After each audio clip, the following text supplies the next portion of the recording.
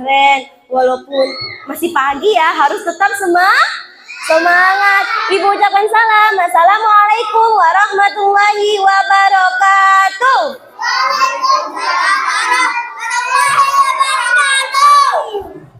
Masa cowok aja sih suara ceweknya nggak kedengeran? Sekarang harus kompak.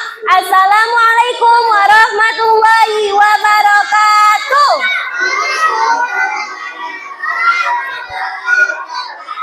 Udah nggak apa-apa. Ayo adik-adik, siapa yang sudah mendengar kisah Nabi Musa?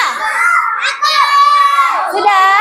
Mungkin kakak-kakak HS sudah ya. Sekarang, walaupun sudah dengar dan belum, mulutnya tetap dikunci. Telinganya dibuka lebar-lebar. Ayo adik-adik, Nabi Musa itu salah satu nabi dan rasul Allah yang mendapatkan julukan Ulul Azmi. Ia juga nabi yang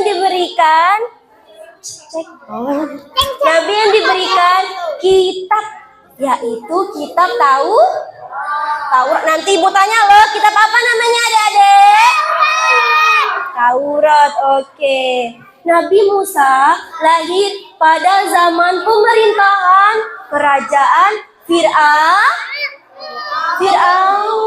Fir'aun itu raja yang kejam dan zalim. Raja yang zalim kepada rakyatnya, suka menindas orang yang lemah, suka menindas orang yang kastanya rendah. Perbedaan kasta sangat terlihat pada zaman kerajaan Raja Fir'aun. Kemudian adik-adik, pada suatu malam, Raja Fir'aun yang sedang tertidur mendapatkan sebuah mimpi. Mimpinya adik-adik, datang sebuah api dari arah Baitul Maqdis membakar seluruh Mesir kecuali rumah-rumah orang dari kaum Bani Israel.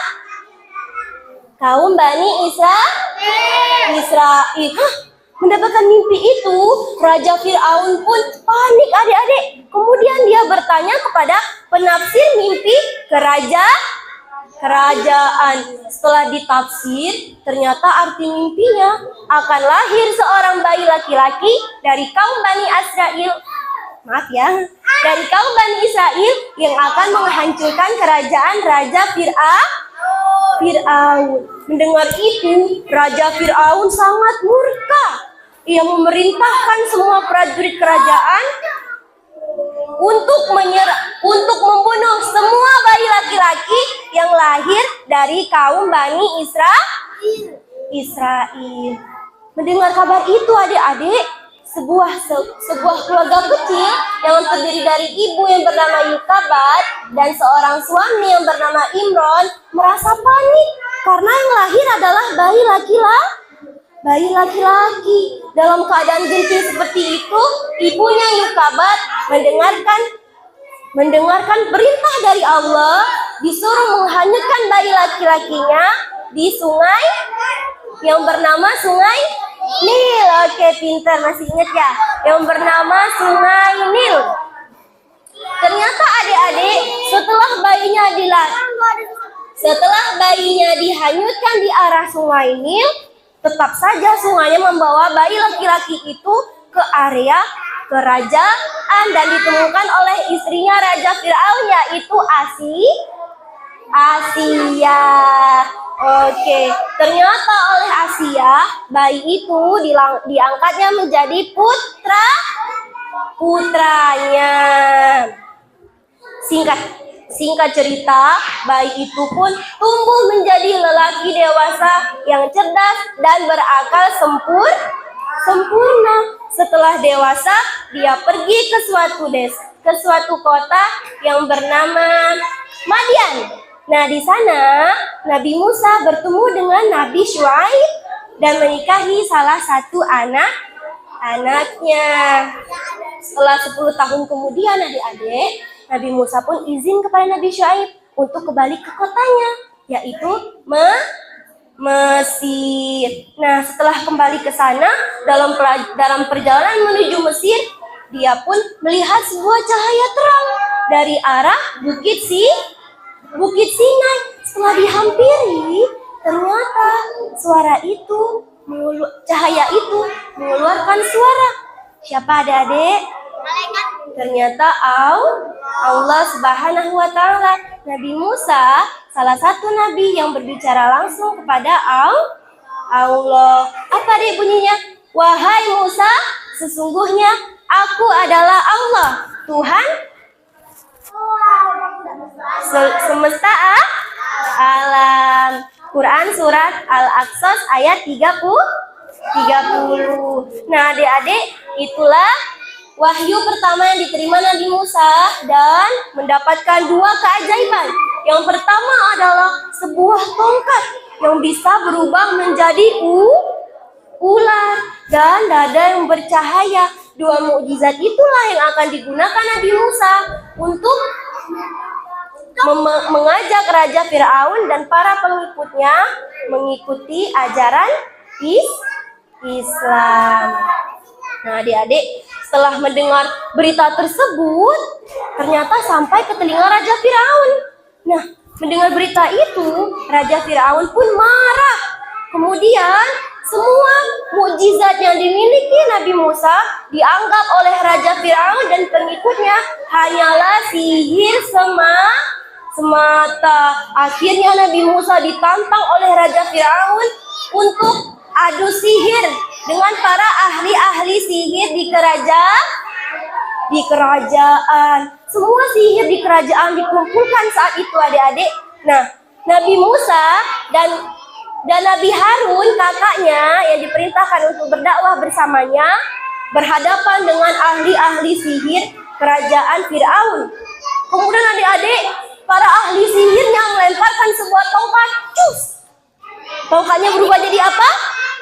Jadi ular. Kemudian ada lagi, satu lagi penyihirnya melemparkan tongkat lagi. Jadi apa? Jadi ular lagi. Melihat itu, Nabi Musa tidak tinggal diam. Tongkat yang dipegangnya pun dilemparkannya juga kepada ular-ular itu. Wih! Wah, setelah dilempar jadi apa tongkatnya adik-adik? Jadi ular besar yang mau makan ular-ular milik para penyihir kerajaan.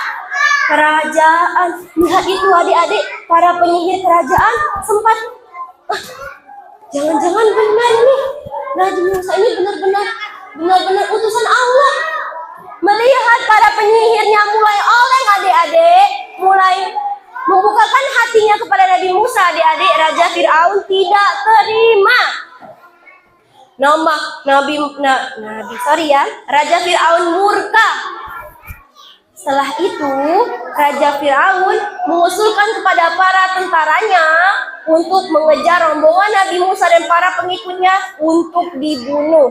Melihat itu semua, Allah pun murka, memberikan azab kepada Raja Fir'aun, kemarau yang panjang, menyebabkan rakyat-rakyatnya haus dan kelaparan, kekeringan, wabah-wabah seperti kutu, penyakit, katak menyerang Mesir pada saat itu.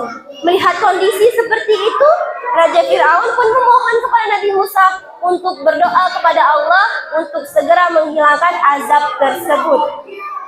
Adik-adik, ternyata setelah Nabi Musa berdoa dan meminta kepada Allah, azab tersebut pun dihilangkan. Tapi apa yang terjadi adik-adik? Raja Fir'aun kira-kira ingin mengikuti ajaran Nabi Musa tidak ya? Tidak, orang seperti itu tidak tahu terima kasih. Padahal sudah dibantu oleh Nabi Musa, sudah jelas-jelas ditunjukkan oleh Nabi Musa bahwa itu semua adalah kuasa Allah. Tapi Raja Fir'aun tidak pula kunjung terketuk hatinya untuk mengikuti ajaran Allah.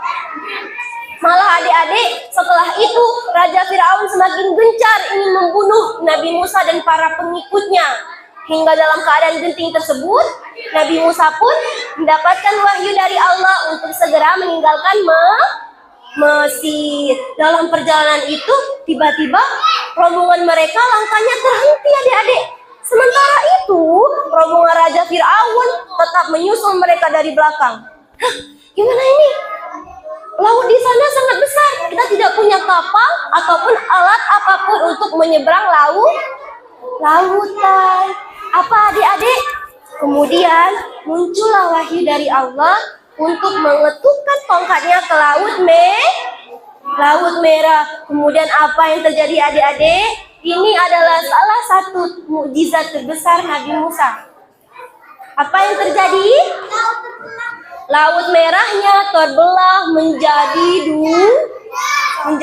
dua, membentuk sebuah jalan yang bisa dilalui oleh rombongan Nabi Musa.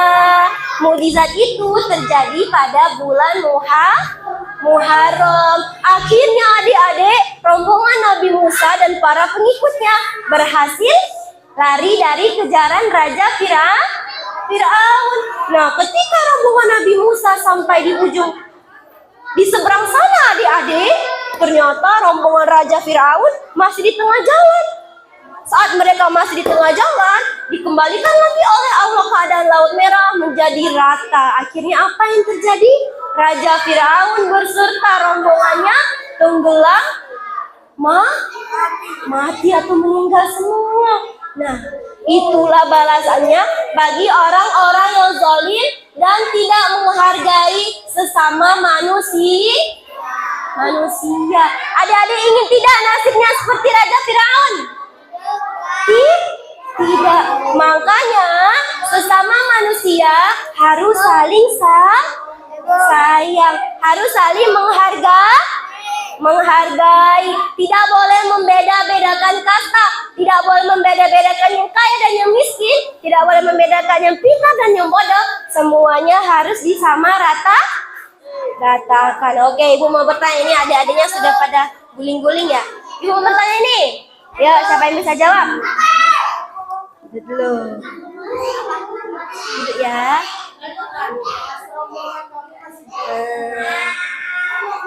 Adik-adik, Nabi Musa berhasil apa ya? Nabi Musa menjalankan dakwahnya bersama siapa tadi? Saudara laki-lakinya yang bernama Nabi Harun. Oke, lain mendengarkan tidak ya? Keren. Selanjutnya, Nabi Musa berhasil merubah tongkatnya menjadi apa adik-adik? Ular yang besar. Satu lagi mukjizat tongkatnya bisa apa tadi adik-adik? Membelah lautan, namanya Laut Merah. Saat bayi Nabi Musa dihanyutkan di sungai apa namanya? Sungai Nil. Oke, mungkin itu yang bisa Ibu sampaikan. Lebih dan kurangnya mohon maaf. Wassalamualaikum warahmatullahi wabarakatuh.